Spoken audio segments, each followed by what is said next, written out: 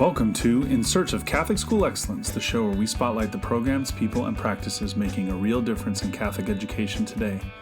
If you're a school leader striving to build a community of faith, excellence, and innovation, you've come to the right place. Each episode brings you ideas that are working, stories that inspire, and new possibilities for your school's mission. Let's explore what's working and what's possible. Welcome back, folks, to another episode. This week, I'm joined by Theresa Flynn Houghton from Marillac Academy here in San Francisco. Thanks for coming on, Theresa. I appreciate you taking the time. Yes, I'm very excited. I'm looking forward to it. So for those folks who don't know anything about Marillac, can you tell us a little bit about the unique mission? Absolutely. So this is our 25th school year. So this year we've been celebrating our 25th anniversary, which is a really exciting accomplishment for our community. Marillac Academy was founded in 2001, and it was basically established to be the first middle school in the Tenderloin neighborhood of San Francisco. We are currently a 4th through 8th grade academy, and we have a pretty unique model in a couple ways. We're a Lasallian Vincentian Catholic school, but we're all scholarship or tuition free. So our families will pay a small participation fee, but all of the tuition or all the costs to educate each student is covered by the school. So that's uniforms, that's lunch, that's tuition, that's activities, all of those things, counseling, etc. What also makes us unique is that we are a San Miguel model school. So we have a 15-year promise that we make to our students and families. So as they're here for 5 years, we transition and walk with them to high school and then to their post-secondary. So for a majority of them, that's going to a 2 or 4 year school. But some of our graduates will head right into the workforce or into the trades. Third, what makes us unique is that we're essentially an 11-month school. We have an extended school day, and we have a very holistic approach to education. So we have an academic resource program, we have a counseling program, we have an enrichment program that is integrated into our Catholic education.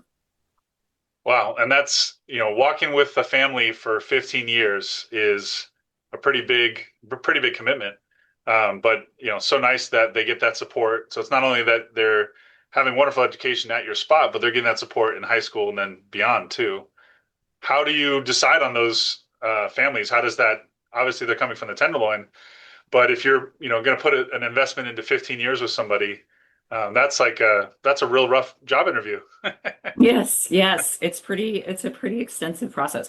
Well, I like to say it's a privilege to be able to walk with our students for that long and the families. So I'm wrapping up my 10th year here at Marillac. Wow. And some of our 8th graders are kids that I met when they were like 3 years old, and it's because they were the younger sibling of a somebody that we were interviewing or a grad that I met, so it is a privilege to know these kids for such a long time. And so our interview process, our target demographic is families who live in the Tenderloin or Soma areas. The Tenderloin is one of the most densely populated neighborhoods in the city. It also has the highest concentration of school-age children. The number they say is somewhere around 3,000 or 3,500. So there's a lot of families that we have here to serve. And then I would say the Soma is also equally as densely populated with families. So about 68% of our families come from the Tenderloin or Soma and essentially are within walking distance. But when we are also looking at prioritizing or serving the Catholic families in these neighborhoods, we look to make sure that the families can qualify for the scholarship. So we do have some financial aid requirements. We do want to serve a diverse group of students in that, we want students to be at grade level, but also we have students who are 1 to 2 grade levels behind. We have a program that's designed to, put in a lot of interventions to help catch kids up. And we do also have a resource program. So we look at seeing what the needs are, the learning needs are of each applicant. There are unfortunately some learning needs that we are not able to provide those services. So we have to make some tough decisions there. And then finally, we do that partnership with families is really important. So, through the application process, we're getting to know families, we're getting to understand how they approach the needs of their student and the educational needs of the student. And then finally, we do a site visit. So we have a home interview where we talk to the parents and the students to get to know them. And it's really such a privilege to be able to be invited into folks' homes. And, Yeah. again, like I said, the students whom I've had the privilege of going to their homes and meeting with their parents there, it's those relationships are always the first to start to build because of that trust and that experience. Yeah, that's pretty remarkable. I mean, I can't imagine. Obviously, you're not a typical parish school, but I can imagine a parish school, conducting all of that background work on folks, before they could feel the class. But it's it makes a lot of sense. Get to know the families and know, like, we're in this together. It's a partnership. We're gonna spend the next 15 years together. And in some cases, I imagine that you've got over 25 years. You have families who have come through a couple times, right? So there's like Yes. legacy families that maybe have younger siblings that are coming through, cousins, etc. And so it's a in some cases it's a 15-year commitment, but in other cases it's a 30 or however you want to look at that. Over. Do you have any stats on how many return families you have? Uh, I don't have any that's right at the tip of my hand, but I would say that probably about half of our class every year are younger siblings of, Hmm. siblings. So that at least half, but I'd say probably more like 65% or have more than one family connection. That's great, especially if you have a family's got two or three kids and they're able to you know walk through this and have that support for all three of their kids, or whatever it might be. That's pretty impressive. But then also being at 25 years, you have the joy of being able to welcome back alums Hmm. as faculty and staff, right? Yes. That's pretty cool. Yes. Yeah, so currently we have about 25% of our faculty staff that are alumni. Um, and it is such a privilege to be able to have them bring all of their experience back into the classroom or into the school, the life of the school. Hmm. We always say they have so much institutional knowledge and experience and just know how to approach things. So it is a blessing to have them. Yeah. And I think I think you feel that right away when you come in. One, you have a sense of, there's obviously a sense of community that is unique. Coming down through the Tenderloin, you have this, like, spot of sunshine coming through, and Hmm. then you have these faces that in many cases, you know me as a having our own family relationship to the school, we've seen these same faces over the years, and growing through, and it's nice to have that familial, like, truly it's family, right? And Yes. especially if the older ones, they know the folks in the neighborhood. It's even more so a neighborhood school, which is very cool. Not a commuter school, right? No. Very, very much a neighborhood school. That's very cool. And when you get a chance to come to school, and anybody who's out there who's not been to Marillac, who has the ability to come for a tour, you really should. You can see the kids in action, see the school in action. And I remember my first time, being blown away by the student who walked me around, who gave me the tour, and everybody who greeted me as I came to the classrooms. Right, such a big Yes. deal. Aside just the makeup of the school and have it being a different, um, maybe handling of the students as they progress. How Mhm. else do you find Demariac to have a different approach in the classroom, that maybe schools who would not necessarily be in the same position, but they might be able to learn from? What are some of the things that you all employ? I would say that our Lasallian Vincentian Catholic identity is very much what sets us apart. Hmm. From those are two different charisms, the Daughters of Charity and the De La Salle Christian Brothers, but they really complement each other, and they have a long relationship together since the merger of Sacred Heart and Cathedral to Sacred Heart Cathedral. And I would say that the approach to education is very much evident in the classroom and how we interact with families and whatnot. So a couple things is faith in the holy presence of God. So you really do, whether it's a joyous moment or a stressful moment, you really, I think we all practice a recognition that we are in the presence of God, whether that's, the students in front of us, our colleagues, even ourselves. And then I would also say the Vincentian approach to, being very person oriented and really understanding that like each individual student has a unique purpose and a unique set of needs and a unique set of talents, and really grounding our approach to the person. And I think there is such a blessing in that, because as we think of each other as the holy presence of God, and we are person oriented, like you really blend the two. So I would say that's one way that we approach things differently in the classroom. And I'd imagine with the very deliberate selection of students and the longer school day, the longer school year, there's going to be a lot of individualization for what those kids may need, and therefore you're able to meet those because you have the time, the talent, the resources, partnerships with your school that allow for those things to thrive. I'll piggyback on your last comment, and I'll say one of the things that kind of illustrates that approach. So for our eighth graders, we create transition plans, and we connect directly to our partner high schools so that we can help give a little bit more information and context to whether it's their program heads or their counselors, or et cetera. So that it's not just a kid showing up on day one. We want to make sure that those schools are prepped a little bit so that that transition to high school is as seamless as possible. And also when we are, going through that high school admissions process, there is a lot that goes into the selection of the right fit school. So we can already have a lot of that data kind of informed.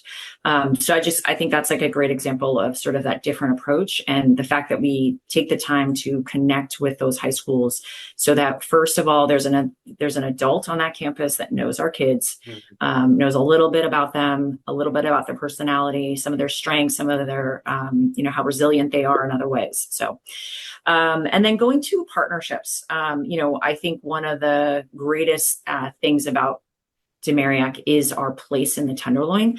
For folks who don't know, the Tenderloin is a very complex neighborhood in that it's, like I said, highly densely populated. It's an under-resourced neighborhood. A lot of our residents here are on very fixed low incomes. We have a lot of unhoused neighbors also in the neighborhood. So there's a lot of, challenges and successes. Like I always say, the Tenderloin is where you see humanity on display. There's great gifts of the sharing of human resources amongst neighbors. And there's also some other challenges that folks face. So what we benefit from is that there are a lot of nonprofits or organizations that there's a very community-oriented approach in the Tenderloin. So nonprofits are very eager to help each other, to kind of expand programming in partnership with other organizations. So we've always had a tradition of having enrichment hours where folks will come in, whether it's volunteers or organizations, and pro bono provide programming for our kids. And right now we have a lot of great partnerships with various organizations. For example, right across the street, we have 826 Valencia. So that's a tutoring and writing center. And so they are able to work with, over the course of the year, our 6th, 7th, and 8th graders. And every year they publish an anthology of poetry.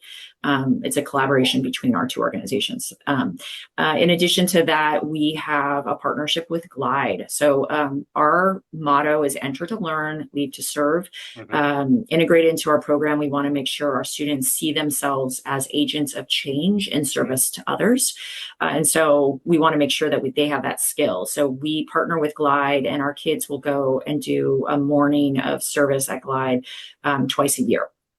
And so there's a whole bunch of St. Anthony's is right next to us, St. Anthony's Foundation. So they have a medical clinic, free clothing, free food, etc. So we partner with them to benefit some of the needs of our students and families as well. But I could go on and on and on. Of course. Yeah, we actually have another episode where we talk about doing just that. Like, who are the people in your neighborhood, and are you connected with them? And, having, Mm-hmm. the various nonprofits around to make connections with and build your program, I think is a wonderful way and a great example for the other schools, thinking about the same thing. That's how you can expand your program. You can enrich your program that you wouldn't necessarily be able to hire for. Uh, Yes. you're able to offer something, and not only that, does it show the kids that, hey, this is something that's in your neighborhood that's pretty cool, and or something that you need as you get older to go and help support, right? Mm-hmm. Like, you should be working at St. Anthony's volunteering just like everybody else, right? Because obviously Yeah. that's an important piece of their neighborhood. So it's it's a great symbiotic relationship that you have with these folks. Yes. Yeah. So good. So then they go off to high school, and you mentioned, like, you have folks there who know who the kids are and they've got a little bit of history on them, but they're part of that normal high school world. But then they also able to come back, right? You're still supporting them. So you have a whole graduate support program, which I Yeah. know would be foreign to most schools, because typically, the kids go off to high school and it's kind of like, well, in 10 years, we're going to ask you for some money at your 10-year reunion, right? Mm-hmm. And that's not necessarily what we're doing here. We're like, you're still with those kids. So tell me a little bit about that graduate support. Yes. So one other thing about our model, I mentioned that we're tuition free, we're all scholarships. So that means we're philanthropically funded. And I will say that we actually ask our students to participate in the fundraising very early on. Our young artists, we have a wonderful art program. They donate their pieces of art that then gets auctioned off and raises money for the school. So I just want to shout out our early fundraisers. But anyway, so our graduate support program, it's a youth development program essentially, and it starts in seventh grade. We have a GSP class for our seventh graders and then for eighth graders. So it's an hour a week. In seventh grade, it's really kind of prepping them for that high school admissions process that is going to take place in eighth grade year. So the whole year, the curriculum is spent on getting to know themselves, identifying, what their interests are, their likes are, knowing that these things will develop and change over time, but just really giving our students the skills that they need to feel empowered about making choices, especially as they start to learn more about high schools and, discern that process. So that GSP class starts in seventh grade, and then eighth grade obviously is more of the transition and studying for the high school placement test.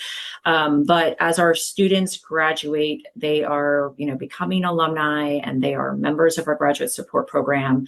And so what that looks like is, that transition to high school. So it is that partnership with the high schools, making sure that, if something comes up, or if there's something to celebrate, that we're clued into those opportunities. Sometimes we have the stronger relationship with families because that time in high school is pretty short, and it's just not the same day-to-day interaction as it is in elementary and middle school. So sometimes we're that point of contact for the families. Sometimes we may even have to provide translation to some of the partner schools. So that's one way that our families, we really partner with our families to make sure that they are informed and sort of can advocate for their students. We check the grades of our graduates. So again, if somebody is falling behind, we want to make sure that we are working with the high schoolers and with that student to figure out what that student needs to get back on track or thrive. We have a program where if students need any additional support, or the families do, they can fill out a form and request that. So through that, we've provided like travel grants, grants for books, grants for medical devices like hearing aids, glasses. If there's specific tutoring, or when the students are applying to college, like they might have application fees, so we help with that. We also provide this past school year, we organized a trip for our juniors and seniors to go visit St. Mary's College campus. So, we try to provide opportunities with them for that. Also, we want our high schoolers to feel empowered to work. And so we have partnerships with like Enterprise for Youth, where we encourage our students to apply, get some summer work, and then over time, they're able to build those early jobs into internships, so they can identify what they might be interested in college, et cetera. And essentially, we have a grad space on campus. So we have drop-in hours after school. So if somebody wants to just come and hang out and do their homework, we have that space for them. That's so cool. I mean, obviously, once again, the model is so different, but the idea that you're still there for your students even after they've quote unquote graduated, that can be, anybody can steal that idea, right? And that Mm-hmm. keep in connection. And we often talk about this, and too, when we talk about, donors, et cetera, it's wonderful to include folks all along the way, but it's also nice to be there for them when you're not asking for something, right? Yes. And so just being a part of it, like you're always still part of our community, you can always come back. You can come back and get help. That I think that's a key takeaway that I think any school can employ. But that's another bonus to what you guys are doing. It's just continuing that work, and then even so in college, I imagine they probably come back a little less, but they know that they have that space, right? Yes, so we try to go visit them. We have a lot of students who go to University of San Francisco or St. Mary's College. So we do try to get out there and visit them. And, it's just a great time to celebrate all their hard work and who they are as people. But we have, every year we have our annual scholarship benefit. So we invite grads to come and speak. And, grads are so gracious about being keynote speakers and giving up that time to prepare and to share their story. So Yes, and we have one of a graduate from our first graduating class. He's on our board, so he's serving DMA in that capacity. wow. So we're continuing to seek out opportunities for our grads to, infuse their talents into the mission in a different way.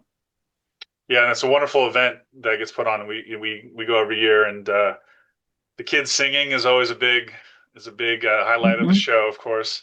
But you get to see, you get to meet the kids, you get to see the work that they're doing, you get to talk with them, you get to hear the stories. I mean, it's just a great way. Another lesson can be learned is, come to the event, buy a ticket or a table and see how a good event is run, because DMA has always done a great job of that. Thank you. Thank you. Yeah, we always say we bring Marillac to the hotel. Yeah. And so we have about 80% of our kids are there that night. And, there's an hour before the dinner where our students are able to mix and mingle with our guests and celebrate, what they're doing at DMA. Yeah. So with 25 years down, and you've got Mm-hmm. 10 into it already, what's next for Demariac?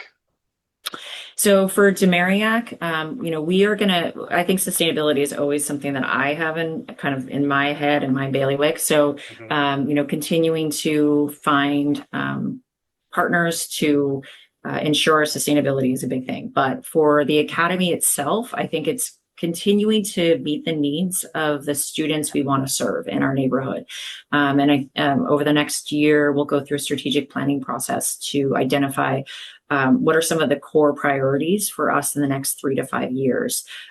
We found that the students applying, more and more of them have academic and learning needs beyond what we can provide in a sort of a standard classroom. So how do we make sure that we continue to understand who our applicant pool could be and how we may need to think about addressing those needs in future years. We want to continue to get our alumni involved. So we are blessed to have alumni on staff, and we want to continue to have an alumni program that is, engaging our alumni and meets their needs as well. And I would say too, in the future, we've done so much in the last 5 years to kind of regroup after COVID, but we want to continue to not just think about intervention and getting our kids up, but also think about ways to challenge our students and implement new academic programs to meet the needs of all of our students. Yeah. Wow. A lot to do always, right? Yeah, for sure. It's no small task either, having to raise your entire budget every year and to keep all Yes. those partnerships going, the connections going. It's quite a task, but that little village seems to do it every year. Yeah, we really do pull it together. When I first started working here, my predecessor was like, Providence will, rely on Providence. And as sort of a type A person, I was like, what?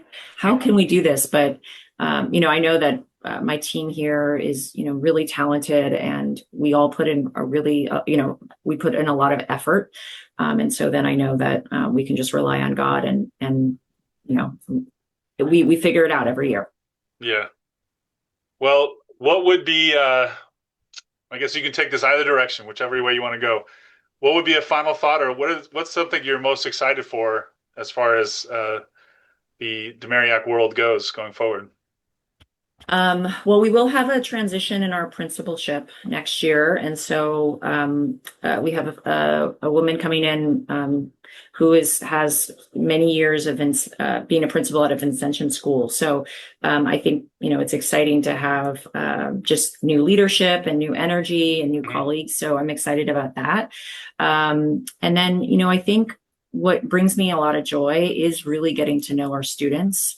I want to make sure that our students really just feel so proud of who they are and know that they do have a purpose. And I hope they use that purpose to continue to make it a better world for them, for their families, their communities, and for others. What I always say here is the mission of Marillac is touched, changed, evolves with every person who comes into our orbit.